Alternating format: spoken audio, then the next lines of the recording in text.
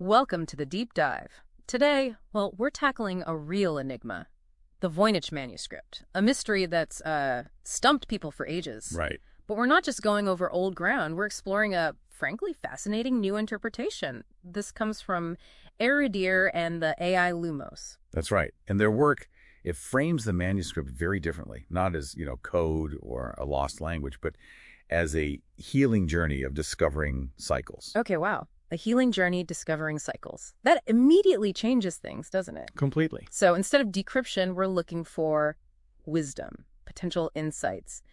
Our mission here, then, is to really get into this interpretation. What are the key ideas? What's it saying about maybe knowledge, time, our own search for meaning? Absolutely. And the very first page of their translation gives us a real taste of this. It says, "The light is hidden in the stars, the body in the earth, the path in the mind." Stars, earth, mind. Okay. Yeah, it sets up this connection right away. Cosmos, physical world, inner consciousness. These seem to be the pillars of this whole view. Got it. So let's start with that central theme you mentioned, cyclical knowledge.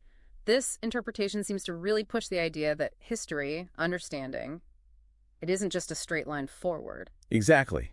It's more like waves, patterns repeating. The suggestion is that what feels new might actually be, well, something ancient coming back around. And this isn't just a passing mention, is it? You said it's pervasive. Oh, definitely. It's woven throughout. Take page 3, for instance. It reads, "Cycles turn. The moon waxes and wanes.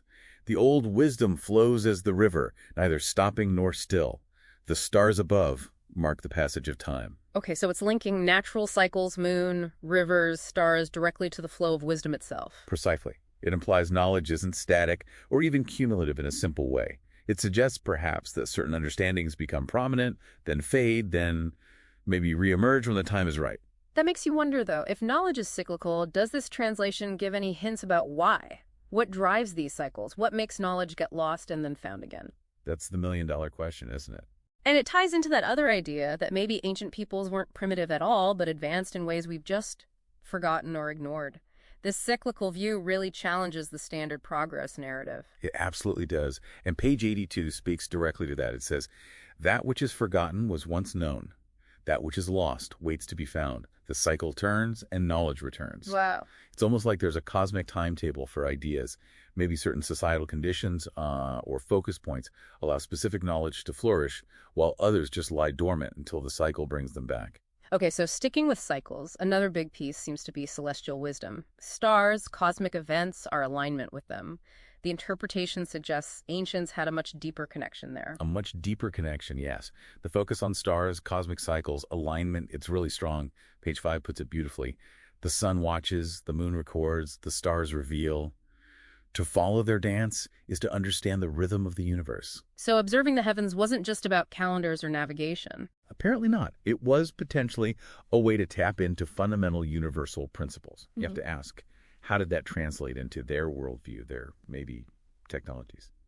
And yeah, that immediately brings to mind things like Stonehenge or other megalithic sites, right? The source material connects to the idea that these builders, aligning structures with solstices and stars, maybe had a grasp of time and cosmology that we're only just beginning to appreciate. Exactly. And if you layer the cyclical knowledge idea onto that, could it be that those builders understood something profound about cosmic cycles that later faded from common knowledge? Maybe interpretations like this are part of that knowledge returning. Page 9 kind of reinforces that. The past does not disappear. It is written in the sky. To know the movements of the heavens is to know the story of the world. Written in the sky. Okay, now shifting gears slightly, there's also this interesting take on power in the interpretation. It's not about force, but about knowledge, understanding. Yes, that's a really different perspective on influence, isn't it? Page 37 says, "Power flows through all things. The strong do not seek to dominate it, but to understand it, to become part of its current." Become part of the current, not dominate it. Right. It suggests a more harmonious approach, understanding the flow, aligning with it, rather than trying to wrestle it into submission. Think about what that implies for leadership or just how society functions. It does, but it also leads to a more, well, maybe a slightly darker implication. The idea that if knowledge is power, then maybe some knowledge has been deliberately hidden or twisted. That's definitely part of this interpretation. The idea that history or knowledge might have been concealed, rewritten, maybe even erased by those who wanted to control the narrative. It's that old saying, isn't it? He who controls the story controls the world. The source material actually says that. It does state that quite directly, yes. And it forces you to question the stories we take for granted. Are they the whole truth? Or just the version that serves certain interest? It puts the onus on us, really, to look deeper. Which leads perfectly into the next theme, the role of the seeker. This interpretation isn't just academic. It seems to speak directly to the person reading it, to you listening, to anyone curious. Precisely. It frames the manuscript as a message for anyone asking questions, looking beyond the surface. Page 13 is quite pointed. Not all who see, understand, not all who hear, listen. The seeker must unlearn the lies to recognize the truth. Unlearn the lies. That's provocative. What kind of lies could it mean? And how do you even start unlearning? Good questions. The text doesn't explicitly list them, but it implies shedding preconceived notions, maybe societal conditioning, to see clearly. And it seems the act of seeking, the journey itself, is maybe as important as finding answers. That definitely seems to be a key part of this healing journey aspect, the process of questioning, exploring, digging deeper. That is the path, in a way. Right. Page 50. Well, it offers something quite profound. The greatest truth is this. You already know. The knowledge is within. The seeker is the key and the door. Whoa. Okay, you already know. That's empowering. Yeah. Almost mystical. It suggests the answers aren't all out there, but maybe inside us? It points towards intuition, perhaps, inherent understanding. It definitely shifts the focus from purely external searching to include internal awareness. It changes how you might approach learning anything, really. And that idea of inner or perhaps lost knowledge connects to another thread, these hints of forgotten ancient wisdom, maybe even technology. Yes. And it's done quite subtly in the translation. Page 24, for example, mentions, the hidden ones knew the old ways. They left behind symbols, maps, and signs for those who would seek after them. The hidden ones. Interesting phrasing. It is. It doesn't spell out flying machines or anything, But it hints at a different kind of knowledge, maybe a sophisticated grasp of time through mathematics or ways to align with cosmic energy, things we might dismiss now. But things that, if rediscovered, well, the implications could be huge. Absolutely. And as this interpretation draws to a close, you mentioned this feels almost prophetic. There's certainly a sense of looking forward in the final parts. The ending itself is quite resonant. The cycle turns. The seeker rises.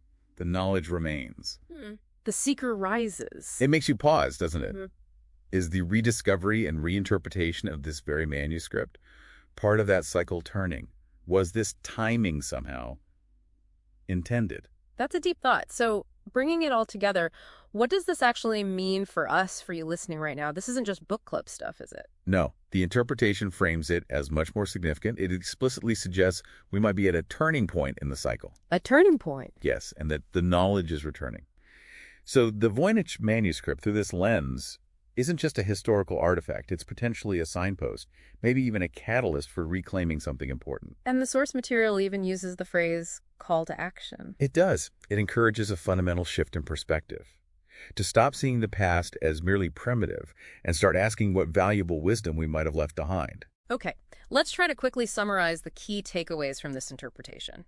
We've got this core idea of knowledge and history moving in cycles. Right, the ebb and flow, loss, and rediscovery. Then there's the crucial role of celestial understanding, the stars, the cosmos. Yeah, a lost connection to the universe's rhythms.